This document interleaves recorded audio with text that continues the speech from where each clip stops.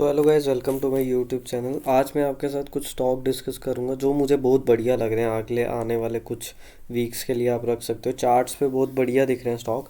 आज हम individual in 10-12 stocks का एनालिसिस करेंगे। चार्ट्स पे टोटल टेक्निकल एनालिसिस होगा और कैसे इनका एनालिसिस करते हैं, कैसे आप देख सकते हैं कहाँ से एंट्री, फ्रेश एंट्रीज लेनी है, कहाँ से न्यू बाइंग्स एक स्टॉक में आती है, कहाँ किन पॉइंट्स पे हमारी प्रोबेबिलिटी ज़्यादा होती है प्रॉफिट्स करने की। तो वो हम सब डिस्कस करेंगे। तो पहला स्टॉक हम जो डिस्कस करने वाले हैं वो है माइंट्री। आईटी सेक्टर का ये स्टॉक है। आप देख सकते हैं चार्ट्स पे ये कैसे 3,500 से 5,000 तक ये गया था और उसके बाद ये इसने फिर से 3,500 टेस्ट किया था। थर्ड टाइम इसने 3,500 टेस्ट किया यहाँ पे। और फिर जब ये फोर्थ टाइम आया तो इसने फोर्थ टाइम ये 3,500 ब्रेक कर दिया। जैसे कि मैंने आपको पहले बताया कि जो मेरा एक वीडियो है रेजिस्टेंस और सपोर्ट्स पे, वो आप देखिएगा ज़रूर। उसमें मैंने बताया कि कैसे सपोर्ट्स जो हैं अगर वो ब्रेक होती हैं तो वो रेजिस्टेंस बन जाती है। सेम इसमें वो एग्जांपल आपको देखने को मिलेगी। 3,500 का जो सपोर्ट था, जब इसने ब्रेक किया देन वही सपोर्ट फिर इसकी रेजिस्टेंस बन गई। तो अब ये 3,500 के लेवल इस स्टॉक में काफ़ी इंपॉर्टेंट बन चुका है और ये इसको सेकेंड टाइम टेस्ट कर चुका है। और अगर आप देखो तो एक कप एंड हैंडल पैटर्न भी यहाँ पे बना रहा है। कप एंड हैंडल की सिग्निफिकेंस ये है कि कप एंड हैंडल में जो प्रीवियस लो होता है, जैसे ये कप है, यहाँ पे जो लोज बनाया इसको जो मार्केट है वो रिस्पेक्ट करती है। तो देखिए लोज जो है फिर वो हायर लोज बनाने स्टार्ट कर देता है स्टॉक और ये इस लेवल पे काफ़ी देर से कंसोलिडेट कर रहा है। तो अगर 3,500 इसमें काफ़ी इंपॉर्टेंट लेवल है। साथ में ही मैंने आपको एक 200 डे मूविंग एवरेज के बारे में बताया था कि मैं किसी भी स्टॉक में फ्रेश एंट्री तब तक नहीं लेता जब तक वो 200 डे मूविंग एवरेज से ऊपर ना चल रहा हो। तो इस वजह से मैंने अपने स्टॉक मार्केट में काफ़ी लॉसेस भी बचाए हैं और काफ़ी प्रॉफिट्स भी मेरे को इस वजह से हुए। तो जो मेरा थंब रूल है 200 डे मूविंग एवरेज का, वो तो ये ब्रीच कर चुका है। बट अब आपको इसको स्टॉक को अपने रडार पे रखना चाहिए। 3,500 एक बहुत इंपॉर्टेंट लेवल है। अगर ये इंट्राडे इस लेवल के ऊपर क्लोज करके देता है हमें विद गुड वॉल्यूम्स, तो हम इसे अपने पोर्टफोलियो में ऐड कर सकते हैं स्विंग ट्रेडिंग के लिए, पोजिशनल ट्रेड 1-2 हफ्ते या 1 महीने के लिए। तो एक माइंट्री अच्छा लग रहा है। सेकेंड स्टॉक जो मैं आपके साथ डिस्कस करने वाला हूँ वो है दीपक नाइट्राइट। सेम आप देखो 200 डे मूविंग एवरेज से ऊपर ये ट्रेड कर रहा है अभी। और दूसरा कप एंड हैंडल, जो कि मैं आपको पहले भी बता चुका हूँ कि अपने प्रीवियस लो जो होते हैं उससे हायर लोस जब स्टॉक बनाने लगता है तो मतलब सेलर्स वीक हो रहे हैं और अपर साइड पे रेजिस्टेंस ले रहा है 2,400 के लेवल्स पे। तो 2,400 का लेवल एक बहुत इंपॉर्टेंट लेवल हो जाता है स्टॉक पे। अगर ये 2,400 के ऊपर क्लोज देता है और यहाँ पे कुछ दिन और कंसोलिडेट करता है तो हम इसे अपने फ्रेश बाइंग के लिए कंसीडर कर सकते हैं, क्योंकि 2,400 के लेवल्स के ऊपर नए बायर्स इसमें आ जाएंगे। तो थर्ड स्टॉक में जो आपके साथ डिस्कस करने वाला हूँ वो एक बहुत ही मतलब स्टार्टअप कंपनी है, इंडिया मार्ट। ये स्टॉक काफ़ी कम सुना जाता है, इसके बारे में काफ़ी कम सुना जाता है compare to Zomato, Paytm. But अगर मैंने इसका फंडामेंटल एनालिसिस भी किया और उसमें मैंने पाया कि ये स्टॉक काफ़ी अच्छे रेवेन्यूज जनरेट कर रहा है। ना ही केवल रेवेन्यू बट प्रॉफिट्स भी अच्छे जनरेट कर रहा है। मल्टीफोल्ड इसने प्रॉफिट ग्रोथ दिखाई है पिछले कुछ सालों में। और क्योंकि हम यहाँ पे टेक्निकल एनालिसिस करें तो टेक्निकल बेसिस पे ही मैं बात करूँगा अभी यहाँ पे।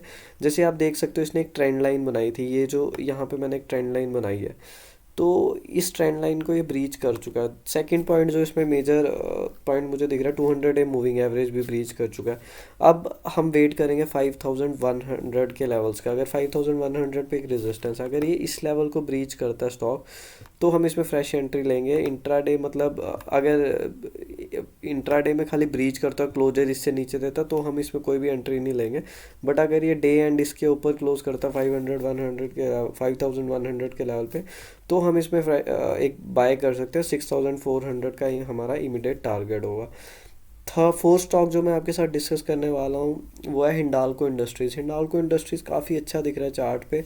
Same cup and handle pattern बना रहे हैं। यहाँ पे उसने एक डब्ल्यू पैटर्न भी बनाया है, तो आप यहाँ पे भी एंट्री ले सकते थे। बट जो सही, क्योंकि यहाँ पे एंट्री मैं इसलिए रिकमेंड नहीं करता कि 437 पे हमें पता 450 पे ना एक इमीडिएट रेजिस्टेंस है।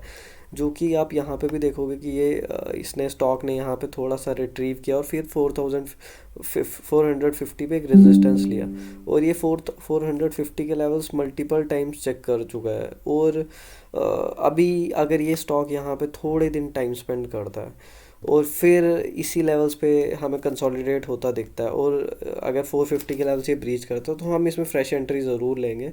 स्टॉक थोड़ा सा बुलिश दिख रहा है मेरे को, और 200 मूविंग एवरेज का वो ब्रीच करने का हम वेट करेंगे। Same cup and handle pattern इसमें भी बना रहा है, काफ़ी इंपॉर्टेंट पैटर्न है ये। आप इसको देखिए, स्टॉक्स में चार्ट्स देखिए अलग अलग कंपनीज़ के, अगर आपको कहीं पे भी ये पैटर्न दिखता है लोअर लेवल्स पे तो आप इसमें फ्रेश परचेज उस स्टॉक में कर सकते हैं। फिर आपको जो मुझे नेक्स्ट स्टॉक जो बहुत बढ़िया लग रहा है वो है अल्ट्राटेक सीमेंट। अल्ट्राटेक सीमेंट अगर आप देखोगे तो प्रीवियस इसका जो सपोर्ट था वो था 7,050 के लेवल्स का, 7,000 टू 7,050 के लेवल्स। फिर इसने जब ये सपोर्ट ब्रीच किया तो फिर इस लेवल ये इसका रेजिस्टेंस लेवल बन गया, और ये काफ़ी टाइम इसको ब्रीच करने की ट्राई कर चुका है। ये फर्स्ट टाइम ये यहाँ से इसको ब्रीच करने आया तो नहीं कर पाया, ये यहाँ पे ये एक सेकेंड टाइम आया ये, और फिर यहाँ पे थर्ड टाइम इसने ट्राई किया इसको ब्रीच का। अब ये फोर्थ टाइम है जब ये इसको ब्रीच करने का ट्राई कर रहा है। वो सेम कप एंड हैंडल आपको इसमें भी दिख जाएगा, cup and handle sort of, या डब्ल्यू पैटर्न भी जिसको हम बोलते हैं। तो ये दो पैटर्न्स हमें इसमें दिख रहे हैं, और ये 7,050 एक बहुत ही इंपॉर्टेंट लेवल है। तो अगर ये इसके ऊपर क्लोजर देता तो हम इसको भी अपने पोर्टफोलियो में ऐड कर सकते हैं। थंब रूल जो हमारा है 200 मूविंग एवरेज से ऊपर स्टॉक ट्रेड करना चाहिए किसी भी लॉन्ग पोजीशन के लिए, वो भी इसमें एप्लीकेबल है। तो उस लेवल पे, उस थंब रूल पे भी ये खरा उतर रहा है। और फिर हमारा जो 6 स्टॉक्स जो मैं आपको रिकमेंड करूंगा वो है टाटा स्टील। इसमें मैं फ्रेश एंट्री अभी आपको रिकमेंड नहीं करूंगा, बट आप अपने इसको रडार पे रख सकते हैं। फ्रेश एंट्री इसलिए मैं आपको सजेस्ट नहीं कर रहा, 200 मूविंग एवरेज से नीचे ट्रेड कर रहा है, और इसका एक इंपॉर्टेंट लेवल है जो है 110, यहाँ मैंने मार्क करके रखा है जैसे आप देख सकते हो। ये लेवल है 110 का, ये अभी इसने ब्रीच नहीं करा, और सेम ही इसकी 200 मूविंग एवरेज है। स्टील सेक्टर के स्टॉक्स काफ़ी अच्छा परफॉर्म कर रहे हैं कुछ दिन से, काफ़ी पिटे भी हैं, और उसके बाद अभी ये थोड़ा सा पुल बैक दे रहे हैं। तो इसमें भी कप एंड हैंडल पैटर्न आपको बनता दिखेगा। तो मैं आपको रिकमेंड करूंगा कि 110 के लेवल्स तक का वेट कीजिए। अगर ये ब्रीच करता है, उसके ऊपर क्लोजर देता है अच्छे वॉल्यूम्स के साथ, तो इसको भी हम अपने पोर्टफोलियो में ऐड कर सकते हैं। उसके बाद मैं आपको same steel authority of India, same sector का स्टॉक, इसने 200 मूविंग एवरेज को अपनी ब्रीच कर दिया यहाँ पे। एक यहाँ पे अगर आप देखो तो यहाँ पे एक रेजिस्टेंस था जो ये ब्रीच कर चुका है, वॉल्यूम्स भी अच्छे हैं और ब्रेकआउट भी अच्छा दिया। अब जो इसका प्रीवियस जो ये जहाँ से इसने सेलिंग आई है वो है 97 टू 100 के लेवल्स। तो हम 100 के लेवल्स तक का वेट करेंगे। इस लेवल पे हम बाय कर सकते हैं, 85 का हम स्टॉप लॉस रखेंगे, 100 के तक का टारगेट रखेंगे। फिर 100 के लेवल्स पे हम देखेंगे कि स्टॉक कैसा रिएक्ट कर रहा है, कि हम इसको कैरी फॉरवर्ड करें या फिर प्रॉफिट्स अपने बुक कर लें। और इसके नेक्स्ट स्टॉक मैं आपको रिकमेंड करूँगा पीवीआर। पीवीआर इसलिए क्योंकि ये मैं काफ़ी दिन से ट्रैक कर रहा था। पीवीआर में कुछ म्यूचुअल फंड्स ने अभी फ्रेश परचेजेस इनिशिएट किए हैं, और इसने एक डब्ल्यू पैटर्न भी बनाया, जैसे आप देख सकते हो कि हाई अपर एंड इसने ब्रीच नहीं किया, और लोअर जो हाईज थे, लोअर लोज थे, उसको मतलब रिस्पेक्ट करता गया ये स्टॉक। और इसको असेंडिंग ट्राइंगल पैटर्न भी हम बोलते हैं। तो ये पैटर्न ना कि इसने उधर उस लेवल से एक ब्रेकआउट दिया 1832, इसमें मैं आपको फ्रेश एंट्री सजेस्ट करूँगा। और 1800 का स्टॉप लॉस होगा। अगर 1800 से नीचे ये खुलता है कल स्टॉक तो फिर आप इसको इग्नोर कर सकते हैं, बट 1832 के ऊपर कहीं भी ओपन होता है तो 1800 के स्टॉप लॉस के साथ हम इसको ऐड कर सकते हैं। फिर नेक्स्ट स्टॉक है persistence system. Persistence system charts पे काफ़ी अच्छा दिख रहा है, जैसे आप देख सकते हो ये जो प्रीवियस सपोर्ट एंड रेजिस्टेंस मैंने आपको बताया था कि सपोर्ट्स जो हैं वो रेजिस्टेंस में पोलैरिटी उनकी चेंज हो जाती है। तो सेम इसी स्टॉक में आपको दिखेगा कि यहाँ पे एक इसने ट्राई किया, यहाँ पे सपोर्ट ली, सेकंड सपोर्ट ली, देन यहाँ पे थर्ड सपोर्ट ली, एंड फोर्थ टाइम इसने ब्रीच किया, देन अब ये रेजिस्टेंस बन गया, और इसको ये एक और ये दूसरी टाइम इसने इसको ब्रीच करने का ट्राई किया, दिस इज़ थर्ड टाइम। अब ये फोर्थ टाइम यहाँ पे कंसोलिडेट कर रहा है। सेम 200 मूविंग एवरेज भी उसी लेवल पे।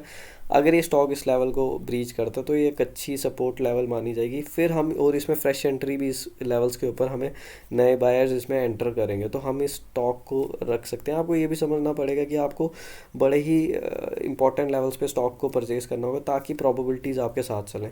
अगर यहाँ से ब्रेकआउट दे दिया और 200-300 पॉइंट स्टॉक ऊपर चल जाए तो फिर प्रोबेबिलिटीज़ ये हो सकती है कि हमारा स्टॉप लॉस ब्रीच हो। यहाँ पे स्टॉप लॉस अगर ब्रीच भी हो, हमारे लॉसेज उतने बड़े ज़्यादा नहीं होंगे।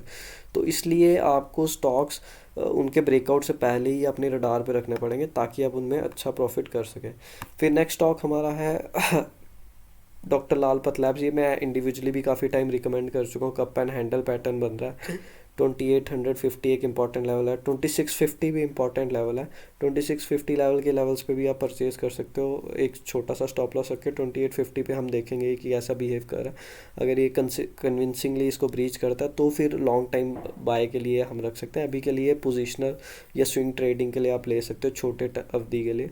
देन लास्ट स्टॉक जो है हमारा वो है IRCTC। इसको भी मैं इंडिविजुअली काफ़ी टाइम रिकमेंड कर सकता हूँ। ये इस लेवल पे काफ़ी दिन से कंसोलिडेट कर रहा है और अभी ये जो इसका प्रीवियस इसकी जो रेजिस्टेंस थी वो ब्रीच कर चुका है। 750 के लेवल से ऊपर ट्रेड कर रहा है। तो 750 का स्टॉप लॉस लेके हम इसमें फ्रेश एंट्री इसमें भी बना सकते हैं।